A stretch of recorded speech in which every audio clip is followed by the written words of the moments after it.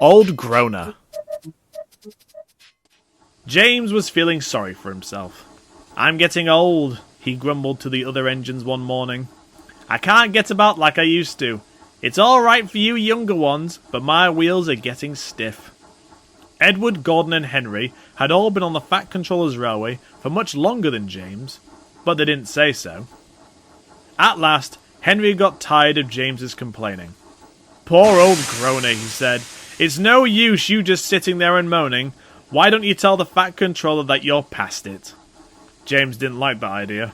Not all old engines, so he had heard, were preserved. Some, they said, were sold for scrap. "Best not," he said nervously, shuddering a little at the thought. The night goods left the big station at midnight. Usually one of the Fat Controller's diesels pulled it, but one was away and the other was being mended. James had to take it instead and grumbled dreadfully about it. "All this extra shunting," he snorted indignantly. "It's too much for an old engine like me." A few days later, an inspector came to the shed. "People who live near the yard are complaining," he said. "They said there's a sort of groaning noise that's been keeping them awake at night." "I don't remember hearing anything," said James's driver. "We were there until midnight." "That's right," agreed the inspector. "That's when they say it stopped." "It's probably only James moaning and groaning about his extra shunting," suggested Henry cheekily. "Shut up," retorted James. "If you had the shunt at night, you'd moan and groan louder than anyone."